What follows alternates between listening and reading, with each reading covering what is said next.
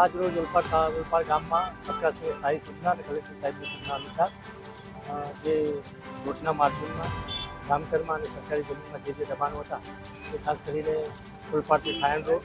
ઉલપાડથી Surat road અને ઉલપાડથી સરસ road ઉપરના જે દબાણો હતા તે આજ રોજ પીડબ્લ્યુડીના